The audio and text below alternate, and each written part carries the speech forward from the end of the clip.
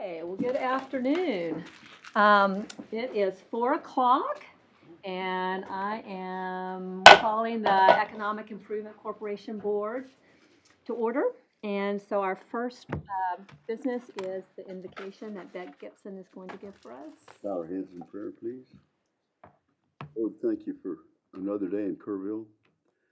We appreciate the ability to function in this manner. Give us guidance as we ponder the placement of scarce resources in a manner in which is approved by you. We ask these things in Christ's name. Amen. Amen. Thank you. So we have 3 new members on our board, and so I'd like to just take a few minutes for each of you to introduce yourself with just a little short introduction. And I didn't give you the warning ahead of time, so I'm going to let Ryan start. Make something up. I'm Ryan Pendergraft. Most people, if you know me as Ryan the radio guy, I'm on the radio in the morning at Jam Broadcasting with my wife.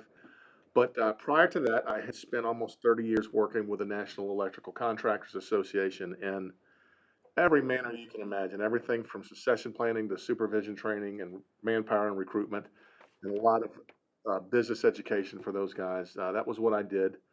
So I'm happy to kind of bring some of that here and some of the skills I've picked up doing that here to Kerrville, and hopefully make a little bit of a difference. Excellent. Thank you. And Kent, you're not new to most people in here, but you're new to this board. If you want to speak to that. I got appointed by the council.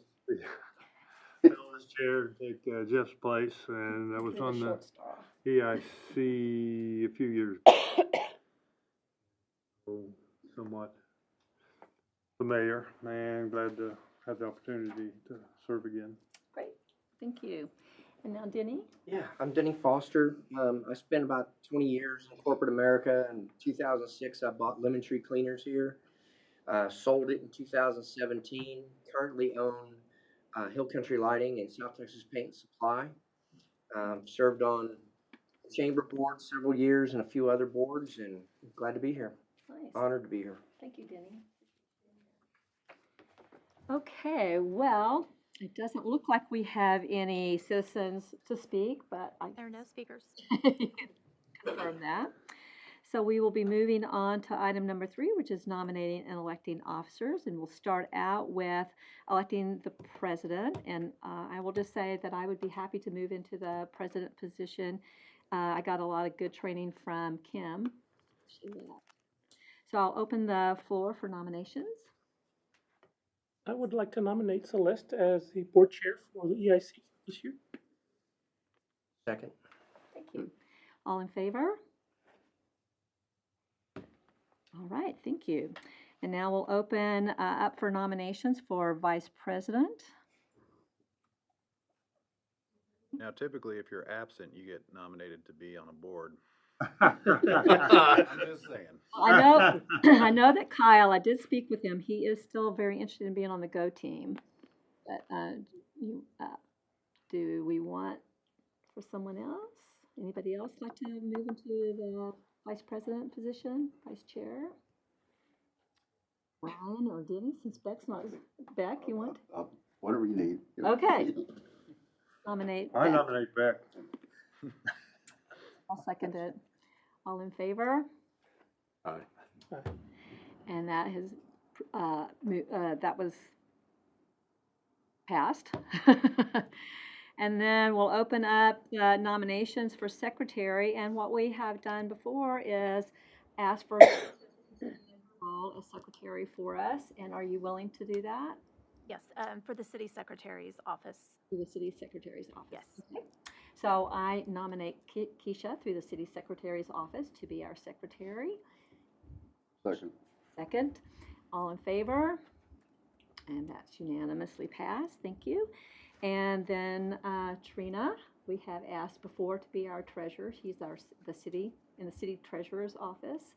And would you be willing to continue to do that as well? We'll have, yes. So I will nominate Trina. Anybody who's seconding? Second. And all those in favor? Okay, so it's unanimously passed. So we now have our we're filled up. So next we are going to look at the KEDC position, and I'll open the floor for nominations. I'm interested Okay, in doing that and serving. I'm interested in doing that and serving also, if that's possible. okay. And I believe that Gil is interested in doing that and serving. I would not mind serving as the representative on the KDC board. But certainly these two fine gentlemen would be just as good too. So, you want to switch to vice president? Well, if Or- Beck is willing Is to, that how that needs to work? No, I'm just thinking how we could spread it out. If you wanted, do you prefer the vice presidency or the KEDC? It doesn't matter. Choose. KEDC. and I would be Good happy with to that? serve as vice chair. Ryan, would you? I'll withdraw. Would you wait till I'll next wait. year? Yep, Because it's a good possibility for next year. that's fine. Okay, so I'll nominate, where are we, KEDC. So we need to withdraw, how do we do that? Can, I would nominate as a replacement for Beck, Gill here for the vice, for vice president. in a second, is everybody in favor? It's unanimous. Shortest Thank you, term Gil. ever. There you go. You should get a plaque or something, right? Double your current pay. And then, do we have a motion for So moved. Beck? Second. Into the KEDC position. All those who approve? And, okay, it's passed unanimously. So, thank you, Beck, for allowing yourself to Yeah. be spread out. And then we'll open nominations. I did speak with Kyle, who would like to continue on the Go team. Is there someone else that wanted that, since he's not here? I nominate Kyle. Okay, I'll second that. All those who approve. All right, that also passes unanimously. So thank you very much, everybody, for working it all out. Okay, so then we'll go on to the approval of minutes. Everybody received minutes in their packet.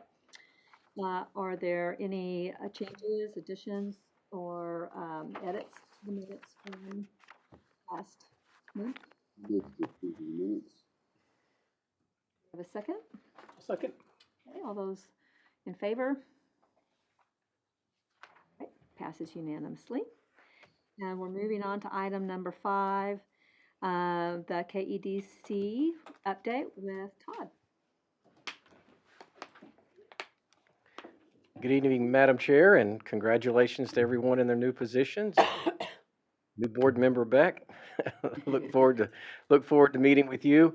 And on that note, I will also be reaching out to each one of you individually, as I will be the new incoming permanent executive director for Kerr EDC starting in July. So I'd like to get together with each of you. I'll reach out, we'll set some time and kind of give you an overview of what we're doing in the daily, and look forward to your input and guidance, and making sure we're on track and doing what you want us to do. So, okay, today in our June update, this update will cover the current activities in our BRE recruitment, our workforce development, and organizational management. Within the BRE, we do have still 2 projects working within the BRE. And just to let everyone know too, officially in June, we were accepted into the Greater SATX Partnership, which is a group of 8 counties surrounding Bexar County and all of the cities and some of the other counties and chambers that participate. And the great advantage to that for our community is going to be that they will actually gather all of the attraction leads that we in the past have been trying to solicit it on our own. And the day that we were approved, I believe was on June 6th, I received 3 attraction requests for information within that organization. Now, those go into all of the partners within the region, but some of them specifically fit a different region, or the RFI will have specific requests.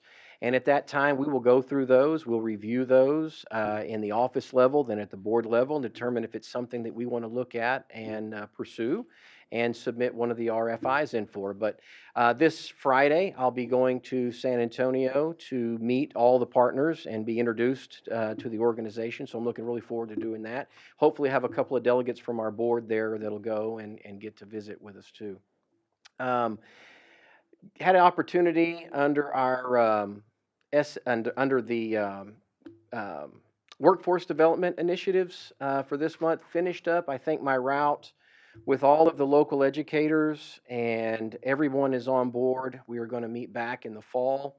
And what that plan is to really hone in on the 16 to 18-year-old workforce that we have currently in Kerr County. All of the educators are working so hard and diligently with their CTE programs, all of their different certificates, associates programs, and it's come to our attention that we need to find out if we have any leakage outside of that workforce going into other counties or going into areas in which we could more utilize them. So we're going to be, Kerr EDC is going to be that conduit between the employers and the educators. And then right in the center, we are going to be working with Workforce Solutions Alamo and TX Works. And those are the programs locally here in town that actually offer funding to the employers to take these students and future employees into their business and actually helps to fund them. So really excited about that. We're going to work. I met with Commissioner Holt. We're going to see about also getting Comfort into that coalition with us also as well. We're collaborating again through all of our workforce developers that we have. Again, Kelly with the city is involved with us in doing that, and we're very excited to get everybody together, potentially looking at probably sometime in September. Works way better for the educators, get them through at least about their first month of school before we really get started. On the recruitment side, we still have a couple of hotel operators looking within the region. Organically received a couple of leads this month, one on a project we're calling Project Polaris, and another project we received, Project Artemis. These were two site selectors that reached out to Kerr EDC about helping them find a site to start their business. One relocating and one to start. One's light manufacturing, the other one is a health and wellness. So we're working on some property sites now, and appreciate Kelly and Michael's team's help on a piece of property that I had located and didn't have a lot of details on it, and they were able to help me out and get that submitted in time to the RFI. So I appreciate that very much. From the organizational side, we had our strategic plan, the Kerr EDC board did in February. We're still finalizing that up. Talked to Alicia, who is handling that with Opportunity Strategies.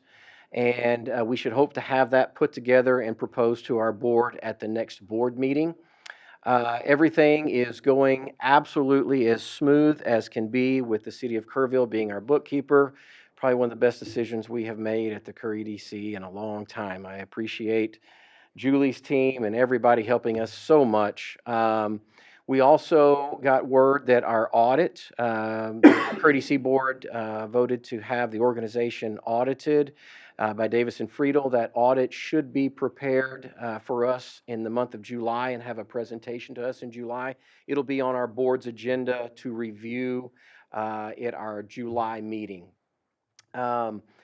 Continually ongoing coordination with the City of Kerrville's Economic Development Manager, Kelly and Teresa, still working through and defining our roles and responsibilities as we move forward with the Kerr County Economic Development. That is going about as smooth as it could possibly go. I really appreciate Kelly and her patience with Teresa and I getting all this organized. We presented an organizational chart that we put together to our board in June.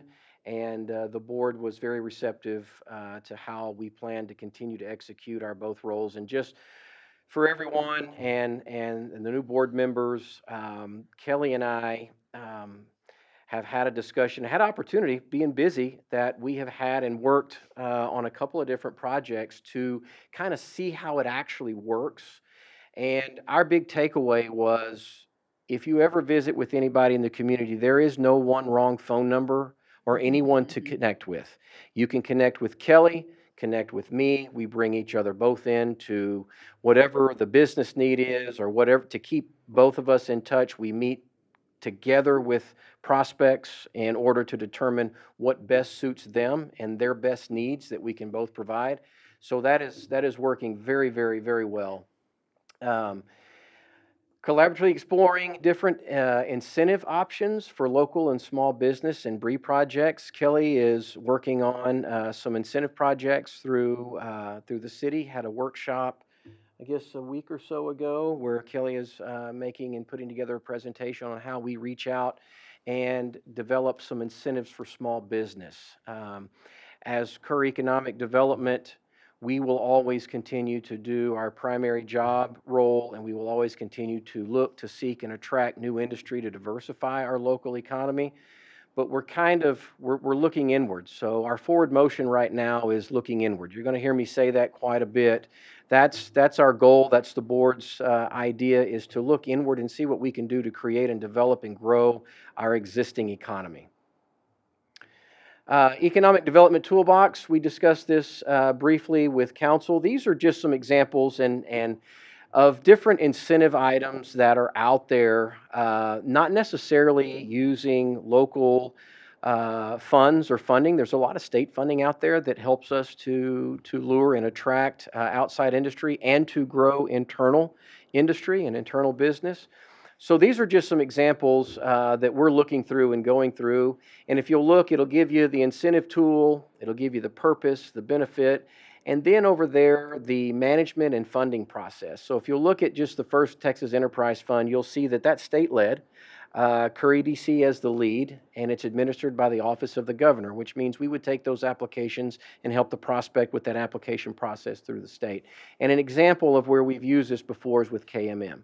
So these will kind of give you some examples, and these are what Kelly and I will also use when it comes time to get a prospect to the point to where they're asking for the incentives. And I can tell you, and Kelly can attest to this, that there is not a prospect you visit with that the first thing they don't ask for is, what are your incentives? And our response back to that usually is, well, what can you do for us as well? That's a two-way street. So this is going to help us to try to, over time, we'll go through and organize these as a little bit better and make these presentations to you a little bit better, so everyone has an understanding that when we come to the EIC with the prospect, that there are some other channels for funding and recruitment tools that we can use.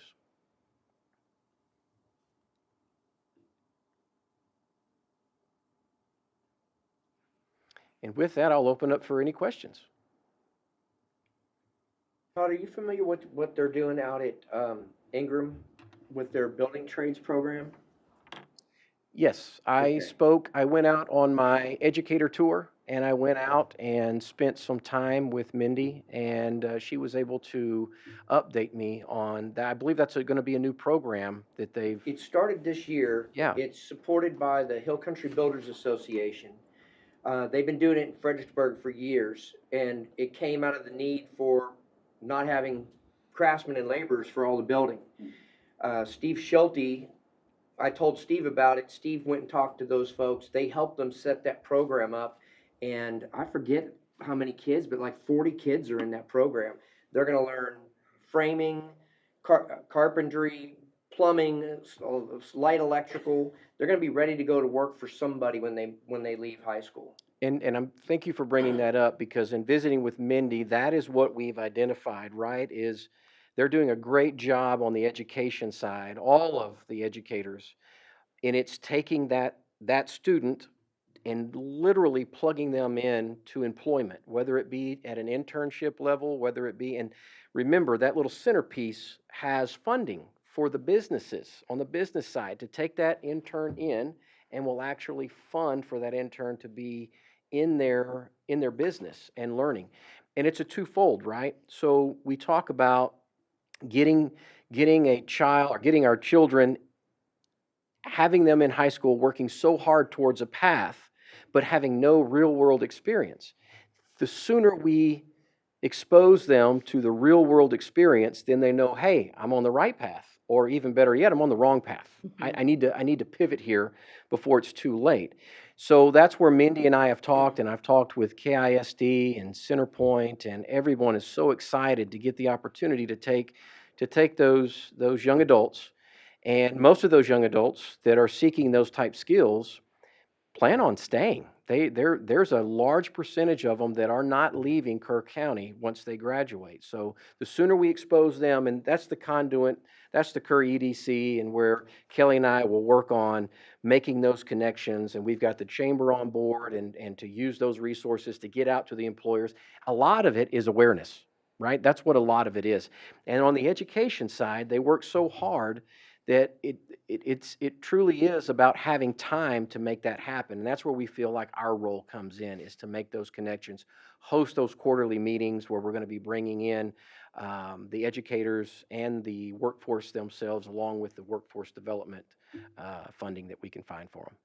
They have a packaged curriculum that's already approved that you can take from school to school. If you need help with that, let me know. I'll get you in touch with the right folks. And thank you, and possibly so, because that's the other side that we're going to meet first with the educators, so that they can all sit down in a room together and see what everyone is currently doing, what their strengths are there any weaknesses, how does the program stack up with each other, so that everybody can, and they all do, want to work on producing the best outcome for the workforce. So thank you. I'll probably take you up on that. And any other questions for me or the Kerr EDC? All right. Appreciate your time.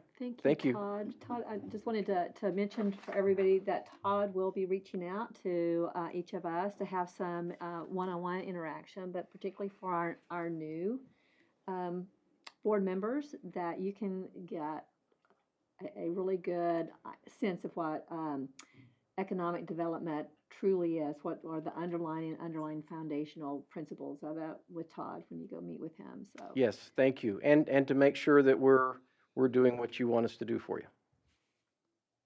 okay, Thank you.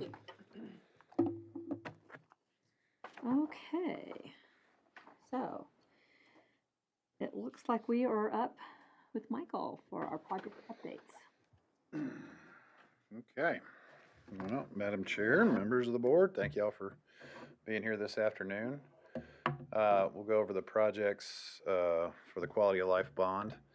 For everybody who's new here, you'll see quite a few faces here, so there's considerable staff representation that shows up for these meetings. So you got the finance director, the deputy finance director, director of Parks and Recreation, who's a new employee here, Mr. Brimhall, Jay Brimhall, and Kelly, who's our economic development manager, myself, and Kim Meismer from the city manager's office, and city attorney, and Keisha, who runs all things and keeps us all in line. So, you have a kind of a litany of staff contacts and people to talk to. So don't ever hesitate to reach out with any questions, any concerns, ever. We're here for you. Okay, so as just a round update, there was a $20 million quality of life bond that went out that the EIC and the city council worked through. And so it has exclusive of about 5 projects and some miscellaneous projects beyond those 5 kind of defined ones. So the Calu Theater, the Olympic Pool, the Scott Shriner Golf Course, those are 3 that were kind of already in place and being worked on. KSP and Guadalupe Park were 2 old pieces of playground equipment that need to get replaced. And then the 2 kind of newer features within the city system, not that the AC Shriner House is new to the city, it's donated quite a few years ago, but had been sort of sitting vacant in anticipation of a project. And so that was included as a portion of this bond project to help with one of the funding pieces to create the Heart of the Hills Heritage Center. And then last but not least on that list is Granger McDonald Park, which is platted park for the Landing development. That was named after Mr. Granger McDonald. So you'll see in that picture is kind of two properties. So the Upper Guadalupe River Center to the left, it's kind of half of the project. And to the right is the Granger McDonald Park. So it's kind of a collaborative effort between both organizations. UGRC is doing a kind of a private fundraising for their boating center. We'll get into all that. But the funding for the creation of the park, the boat ramp, the dock, and most of the parking on that layout there is funded through the EIC's contribution. So what I do every month, I'll go kind of over individually each one of the projects. This is the Calu Theater. I do have sort of an ask, not really on this project, but it's kind of an ask. We had to estimate what we thought the cost of the projects would be before we put them all out to bid. So the estimation on this project was $4 million. It's crazy to think that a roof and some AC would end up being that high. We had assumed it was $1 million. When I first started here back in 22, when we were looking at this, the number was $1.2 million, maybe. And then turns out it was $3 million. Flat roofs are very cool. So if anybody ever tries to bring you a roof that's not flat and has a bunch of different elevation changes, I will remind you of this. No one ever looks at a roof. All right? It's really cool, but it's always nice to just have a flat roof. So we opened bids. Bids were awarded to Guido Construction. They started the project. That project was $2.99 million. It's scheduled to be complete. It's actually scheduled to be complete on the 1st of August, but they're going to have a pretty substantial punch list. And so we expect them to be done by the 31st and turn that back over to Playhouse 2000 for them to start back their operations. So it's been entirely shut down since the beginning. There was additional scope requested by Playhouse 2000. The board previously had said they were interested in helping with that. The project itself has $4 million worth of funding. They have raised $60,000 to fund repairs to the restrooms. Those are the front restrooms that patrons go to. And they have requested from that breakdown about $40,000 from EIC project funds to go towards one, repainting the proscenium arch. The proscenium is the just kind of the outside wooden feature in front of the theater, in front of the stage. Treating the curtains for fire retardants. This is kind of instead of buying new curtains for 50 grand and getting, I don't know, however many years you would get, 20 or 30 years, you can treat them with fire retardants. And it's kind of like overlaying or chip sealing a road. Instead of rebuilding the whole thing for $1 million, you can kind of get yourself halfway there in the distance for about a third of the price. And so that's essentially what they would be doing with those curtains. They've got broken seating they want to replace, and then aisle lighting, which is sort of a safety issue. So for us from the city, we're also part of the insured of that thing, and so that's an ask from them. So we don't have to get into that now. We can, if you want, Madam Chair. We can go through the rest of the items on the list and then come back to it. So it feels to me like we ought to just go ahead and take care of this.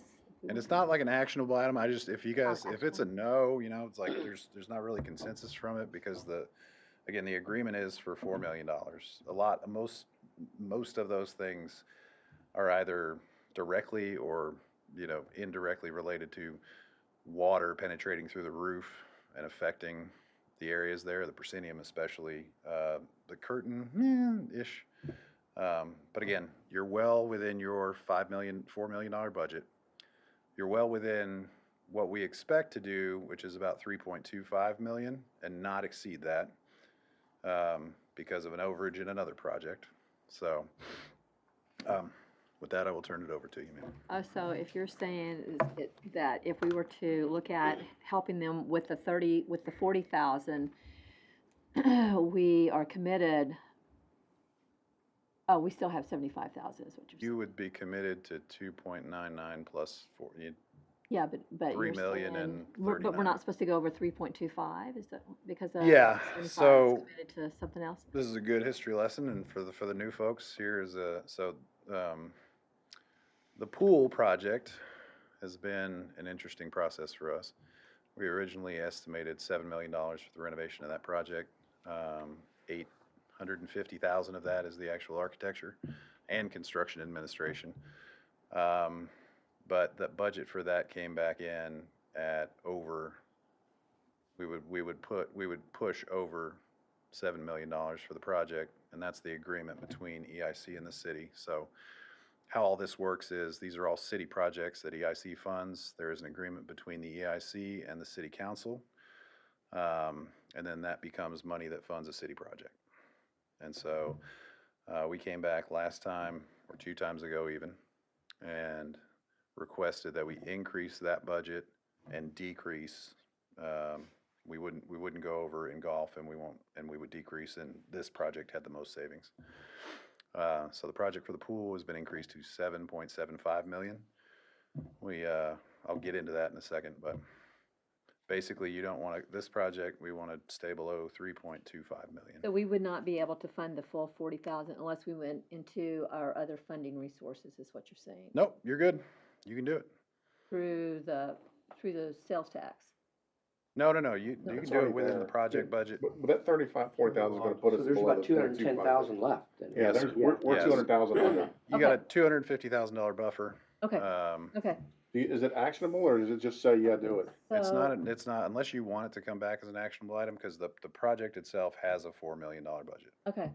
Do we have any discussion on it? Does anybody want to talk about? Is there any of reason those we things? shouldn't do it?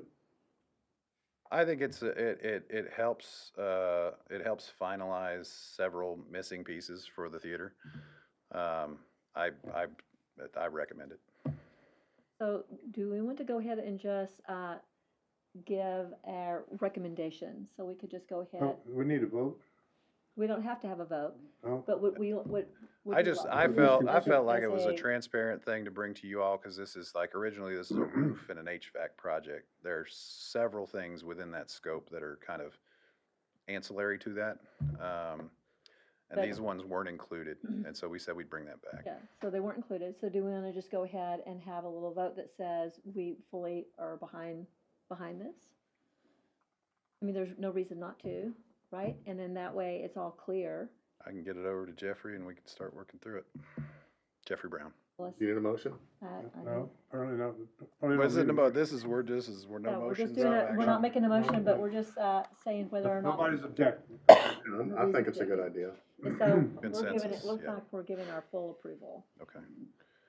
Sorry to throw you two new folks a curveball. Throwing everybody a curveball here, it sounds like. Get what you're doing. Okay. Makes sense. All right, well, so that project is doing very, very well, by the way, comparatively. So that's your new roof, partially, in the middle photo there, TPO roof. To the right, old HVAC units, and the photo on the bottom right, that is the spongy steps that I would not let anybody walk on, least of all me. So there were some areas where it really needed to be replaced. So not a whole lot of good photos to show for this project. A lot of it's just uncovered drywall, replacing HVAC, just tearing stuff out and putting it back up top.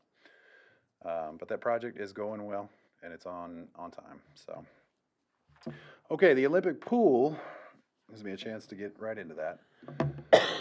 So bids came back in May. We rejected those bids based on the price that they had. We had already been doing value engineering on this project considerably before we even put this out to bid. But this day and age, seemingly there are unknowns that sometimes you can't foresee them. So the pool cost was pretty high in terms of the subcontractor that was going to do the work to remove and replace the coping on the pool. And then we had several other areas that we wanted to look at to see where we could change material types and not reduce the programming for the pool. And so we went through that exercise with our architects. Again, put it back out to bid. We have received bids back significantly better. And we're taking those, they come in as proposals. And so we're going to take our recommendation to council on Tuesday night. And can't talk about who it is yet because we just make a recommendation on Tuesday night to council. And then if they accept that recommendation, then we'll start negotiations with them to go into contract. And we feel like we'll be ready to rock and roll and go quickly and get this thing started. So hopefully we'll have a notice to proceed pretty fast. And they'll start doing demo work and we will knock that project out. That project's going to take about 48 to 50 weeks. So you may hear it now that you're on the board of why isn't the pool open now? Well, the pool's not open now because we assumed we would be under construction already, first of all. Second, it is going to take almost a year to do the construction, so we couldn't do it in a short window between season and season. It was just, it's too much work to do where it's open both times. Certainly you might hear some of that. So if you need any talking points, I'm happy to give those to you. All right, Scott Schreiner Golf Course. Every project, every problem is an opportunity. Okay. Grass to grow is mine and that gentleman's sort of, that's where my heartache comes from now. So the golf course project was also funded to be a $4 million project, again, because we didn't know exactly where we were going to end up. So we have done a significant amount of work kind of internally to get the property in better shape for staff and for the materials that we house out there. So new fence and gating, cart path shade structures, maintenance building renovations. Small project for the staff, but I would say not low-hanging fruit, but highly impactful is their office didn't have any HVAC down in the maintenance barn. It's pretty hot in the summertime in Texas. And so I'm glad that we have some of those small things. But the big projects are the greens and the course renovations and bridge construction. So this project was to replace all the greens, to remove all the old bridges that are very narrow, widen those things so that you can get more than one cart past, or at the very least you can get a mower through it. We had it where you only had one bridge that you can get maintenance equipment around, and if you've been to the golf course, it's pretty big. It's inefficient to do that. So bunkers are complete, tee boxes are sodded, the grass is growing out there, the greens have all been sprigged. What I heard this morning was that 2 of the greens, the sprigging is not necessarily taking really well. And so we're working through that plan, and we have a plan of action, and Jay and his team have already got it worked through. So grass growing is a pain in the butt. Apparently, they don't like hail. They don't like weeds. So you can't have a mix that's got weeds in it. So there's all these like incremental tiny little delays that drive me to have no hair left on my head. But the project's moving along well. Our plan is to have it open for the Heart of the Hills and a few days prior to the start of the Heart of the Hills. For those of y'all that know, this is a kind of a 4-day tournament. A lot of people come in. It's kind of our biggest one. And so I want to make sure that those folks have enough time to practice. But we're probably going to only get like 2 or 3 days of it open and then practicing because we need to let that grass grow as long as we can. So did y'all have to resprig?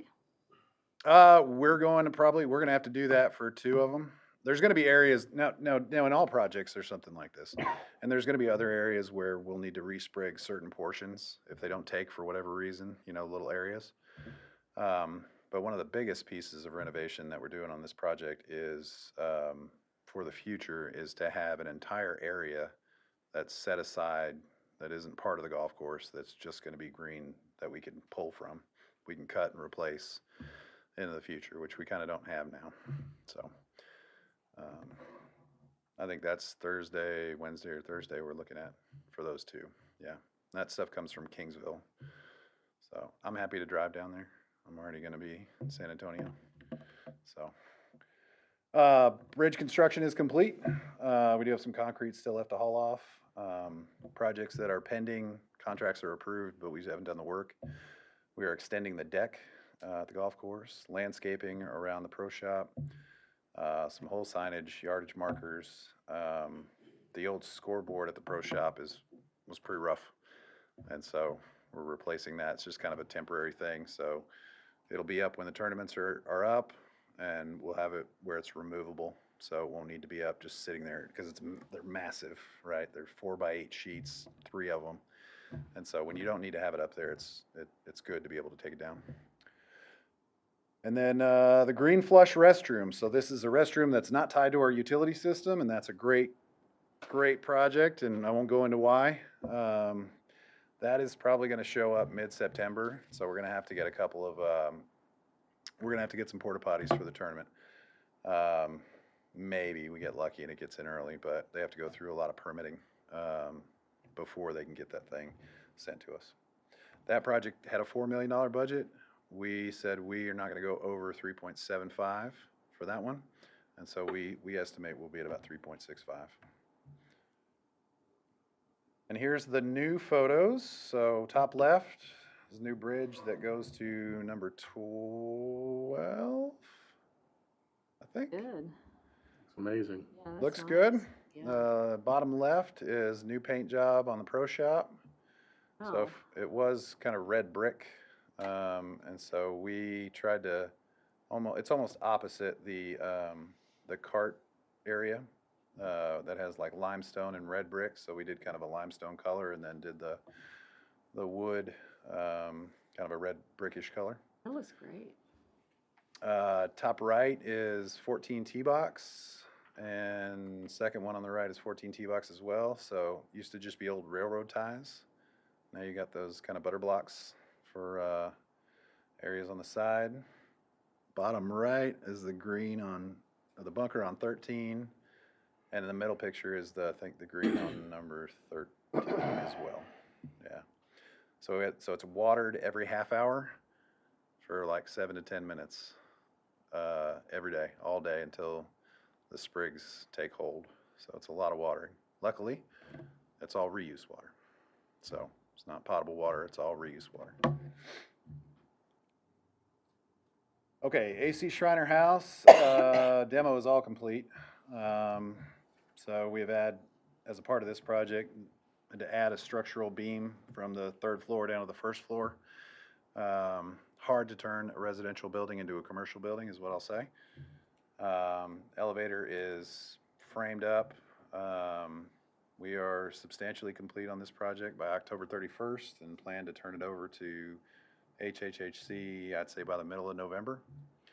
The one thing that this budget is missing, or not missing, couldn't account for because of cost, is the landscaping surrounding that whole area. So if you've been over there for the farmers markets, it's got that cool depression, and it has a lot of really, really neat opportunity. But all of that is a phase 2 project, I think, which we are pushing towards the HHHC folks to fundraise for. But that project, it's on schedule. Go. All right. Last of the big projects, Granger McDonald. We should be getting 75% construction documents from our engineers this month. Part of the challenge is that little picture on the right there. That is a fat mucket mussel. That is an endangered species.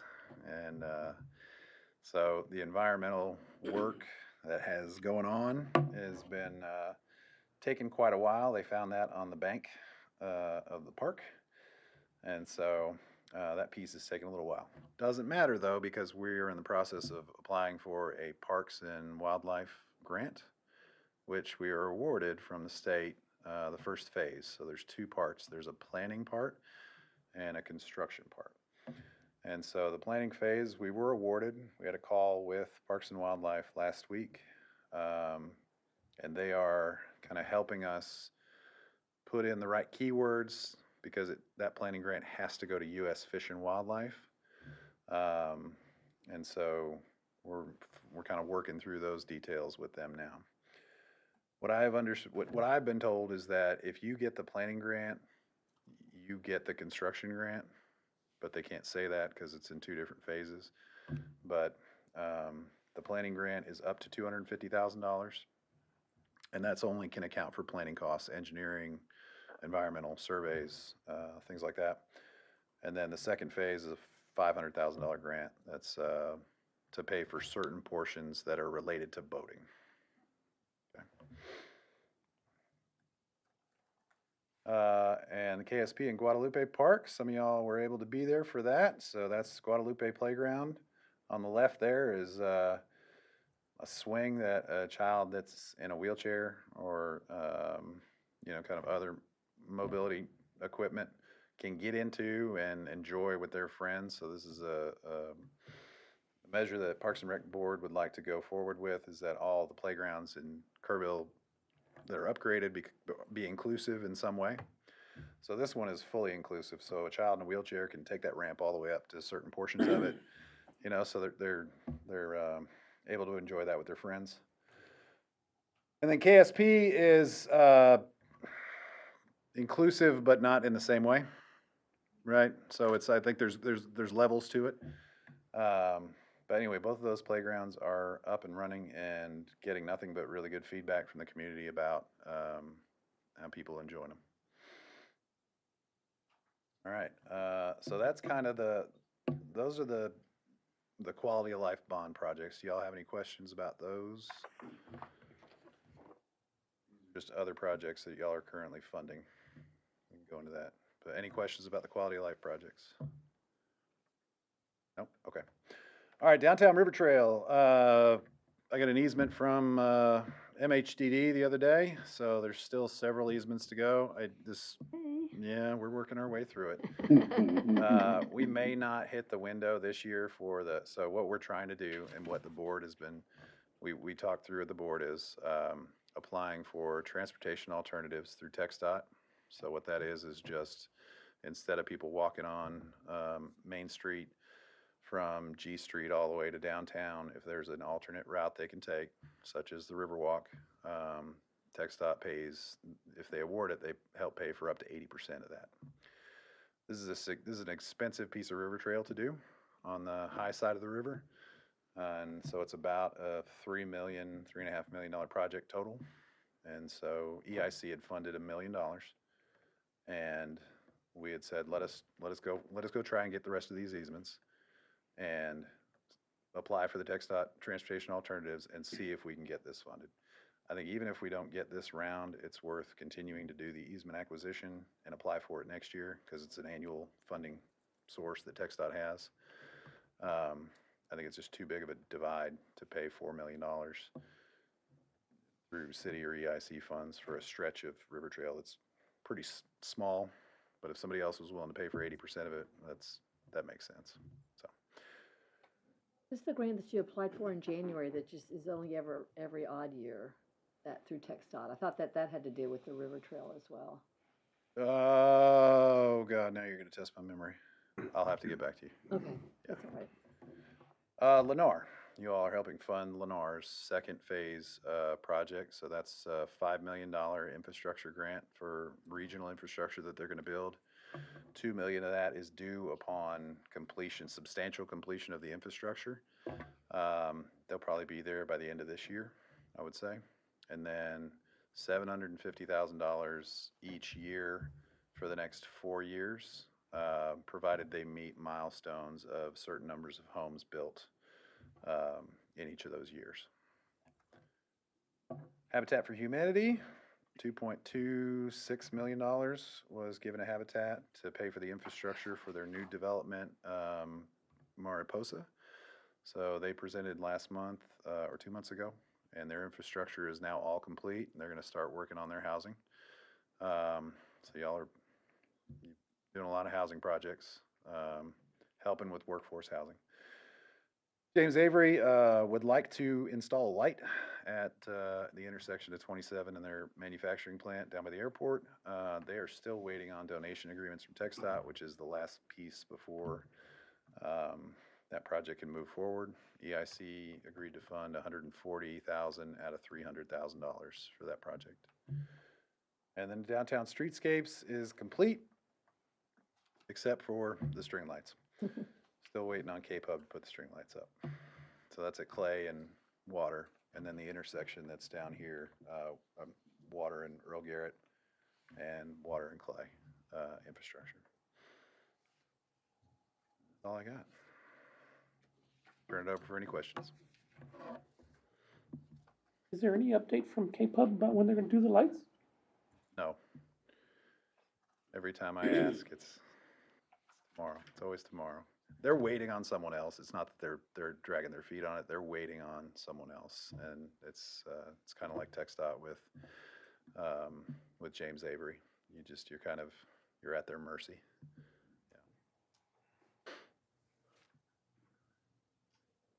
Everybody complete on that? You. So Trina, you're up. Good afternoon. How's everybody today? And welcome aboard to everyone who is new today.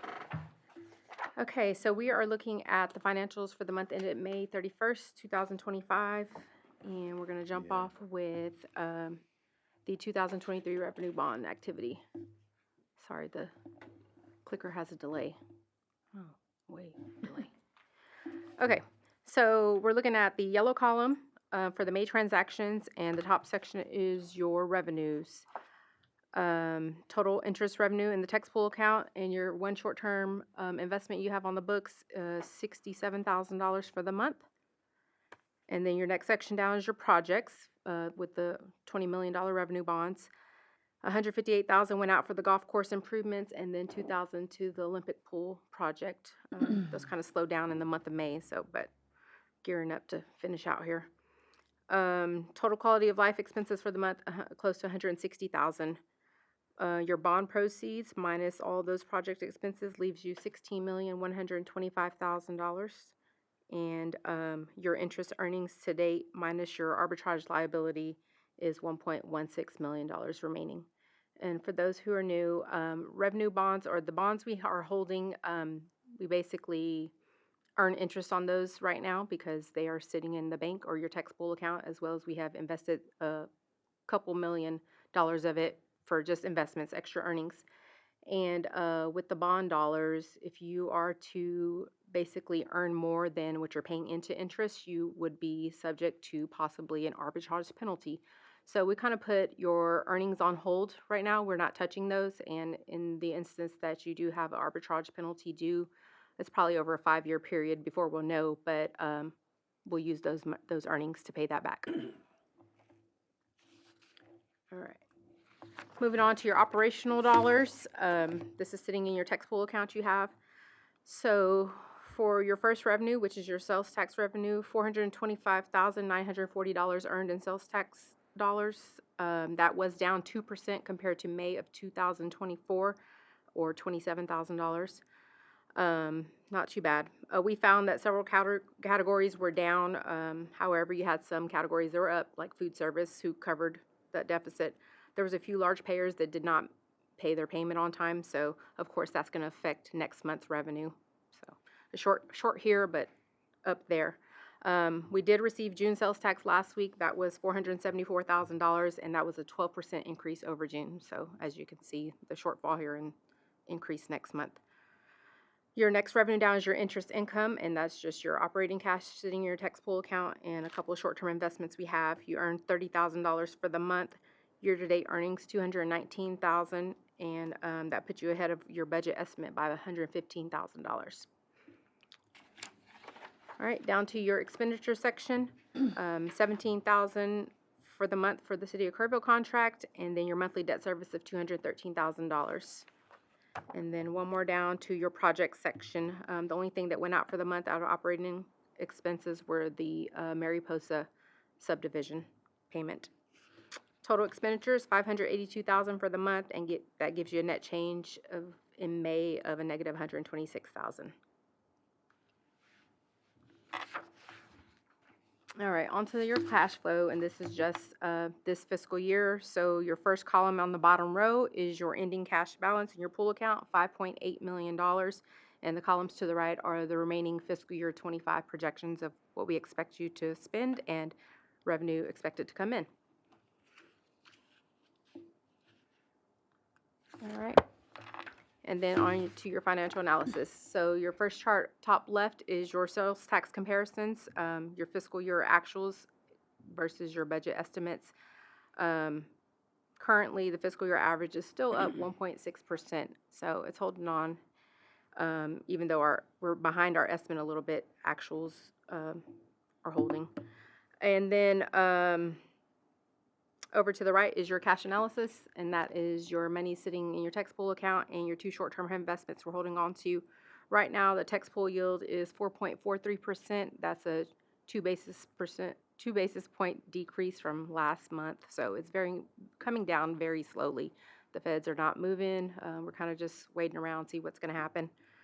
And then your bottom chart are your remaining project expenses. That's for the operational stuff. All right. Any questions on that? Okay. And this here is a 5-year cash flow look. We kind of bring this to you just quarterly or every so often just to see where you're at and where we think we will land or project out. So your fiscal year 25, the current year we're in, is the yellow highlighted column. And we have projected out over the next 4 years kind of to be flat on your sales tax. I did a 3-year average of 23 actuals, 24, and 25 where we think we'll land, and just left that flat out for 26 going to 29. So right at $5.1 million is where we anticipate your sales tax revenue to land. And then the next one down is your interest income. You know, that's kind of unknown, but we believe maybe a 2% in 2026 of interest earnings that we'll get, and just kind of tapered off of that a little bit. Highlights mainly on this chart are your projects. We added your James Avery traffic signal contract in there. It's not signed and done yet, but just don't want to forget about that one. So it looks like ending cash balance in 2025, $7.1 million, and that includes any investments, your assets that you have that are out there that would come back in and mature for you. So at one point in time, we talked about having that, always maintaining at least a $3 million, and we were concerned about getting too low. So are we showing now that we're fine? You're well over that, yes, ma'am. We're well over that. That's when we had everything combined together. We dissected those out just so you can clearly see just your operational dollars, which you would have when projects came to you, or you'll know truly what you have available. It was also a question of cash versus investments and cash. Oh, And so you're, finance is, you got to be specific with the words in finance. And so they would look at you and say, well, you cash, you have $1, but you actually had $6 because you had $5 and invested, and you had $1 in your pocket. And so it was getting that terminology for everybody to be on the same page. But you could, if something came before us that we thought was really important to fund, you could dip into your investment. We like to saying, hold the investments to maturity just to maximize our returns. And we have in the past have to cut off short, but most times we try to hold to maturity. It just depends on what the project is and the rest of your liquidity. If you can sequence it out where you're using your cash before you're using your investments and wait until they mature, and then you just don't reinvest them. Right. Well, I think it'd be easier for us to understand where we are if those were separate, like what would be our cash balance versus our investment balance, so that we would know as a board, if somebody came and said that we need $3 million for this project, that we thought, oh, we have really got to do that, if we really would have that. So that yellow line there is your operating cash balance. That's available liquid cash that we can withdraw okay. from the bank today. And then your blue would be your investments that be returned to you once they mature. Okay, So we that still increases you to 7.1 rather than just the 5.1. Okay, so the operating cash balance we would still have, like even at the end of this year, we'd still have $2 million to potentially work with other projects. Correct. Okay. I got it now, sorry. Okay.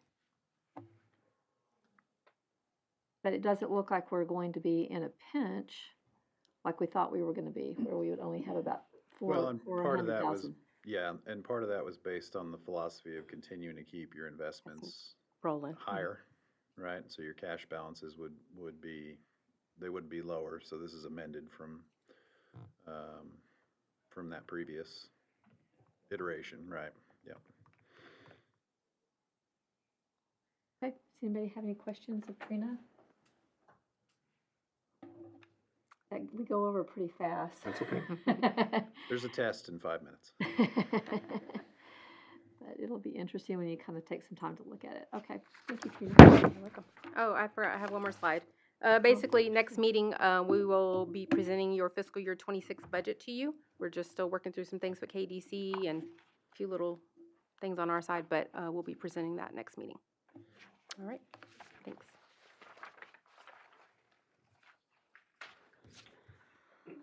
All right, it looks like Todd you're going to come talk to us about some incentives, economic and development incentives. Yes, and I kind of went over that in that slide. Okay, That was the last couple of slides that we looked at under those incentives. And then we're also looking at, what I did not cover is potentially looking, let's see.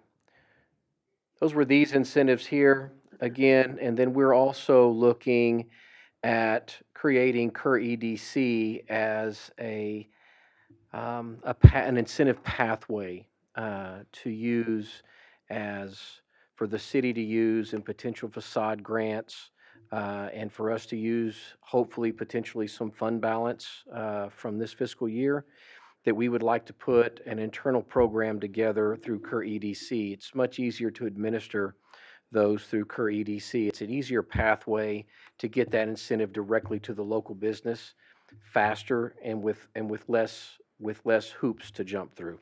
There would obviously, we're still in the works on that, but we're obviously looking at creating a pathway for the local business to come in, apply through either Kelly and Kerr EDC, and we would have Kelly and the city and presumably some of our board help manage that process and be on a, let's call it an incentive team that looks through those incentives, and using some monies that we end up gathering, putting into and these would be restricted funds, by the way. These are not going to be funds used to be operational in the day-to-day operation of the Kerr EDC. This would be specific programming that we want to develop to use directly to local business incentives.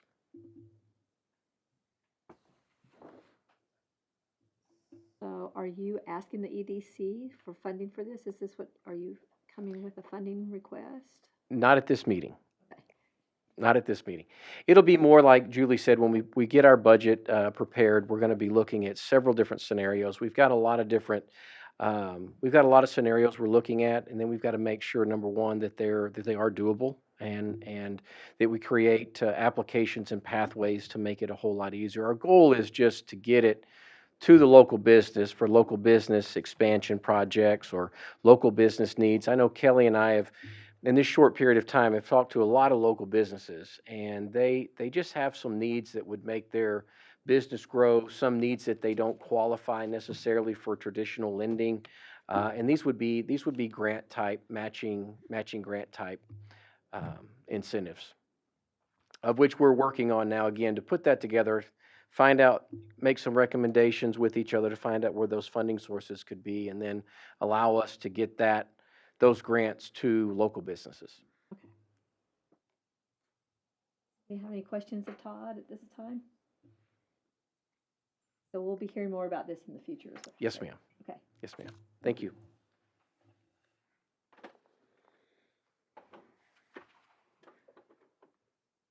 You, Michael, talk about future projects and budget. Is this the thing that we already? No, it kind of dovetails into the budget discussion, so we will bring that back to you. Hopefully we'll have EIC budget next month. Correct. Yeah. And just so, kind of an overview again, historically, the EIC's budget has been kind of sparse.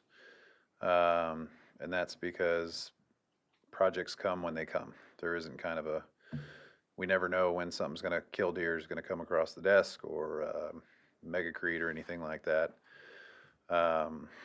You know, Texas state law allows for certain flexibilities with type B dollars, and then it allows for certain other types of flexibility in type B dollars for cities under a certain population threshold. But that's usually about 20,000 or 5,000, depending. And so where I came from prior to here, we had a facade improvement grant that Todd was talking about, and our EIC facilitated it and funded it. Y'all can't do that. There's still ways to do it, just can't be administered straight through here. So, you know, we had been kicking around ideas of, are there programs that EIC wants to consider as kind of an annual allocation? And we don't really have anything to bring to you, right? I just food for thought as we look to bring a budget back to you.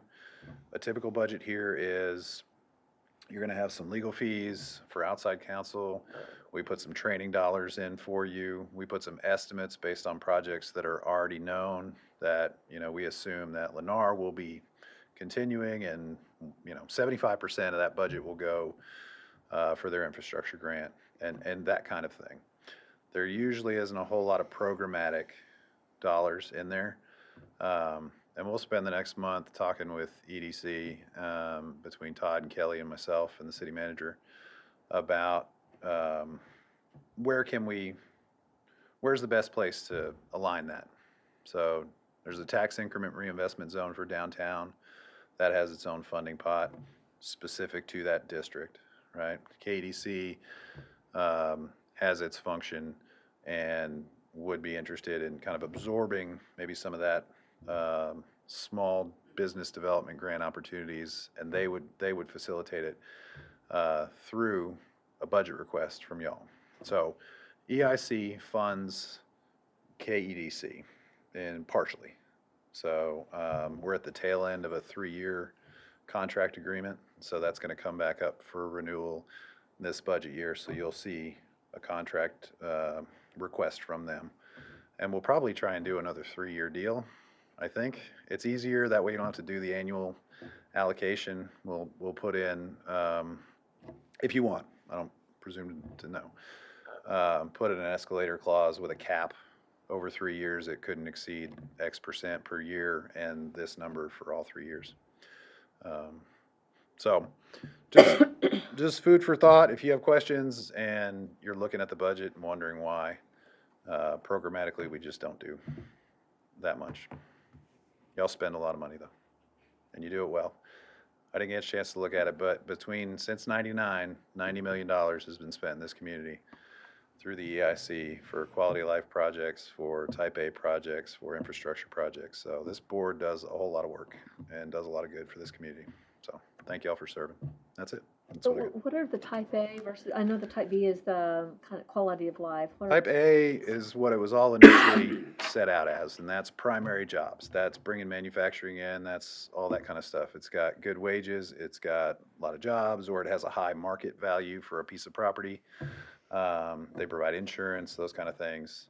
And when Type B was set up, they said you can continue to do Type A stuff, but you can also do these quality of life endeavors that Type A doesn't allow for. So any park project you wanted to do as a Type A community, you would have to fund that through something else.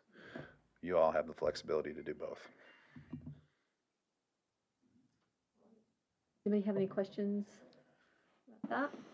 So you'll be sending information about budget possibilities prior to our meeting next time? Yeah, we'll send you the budget drafts early for sure.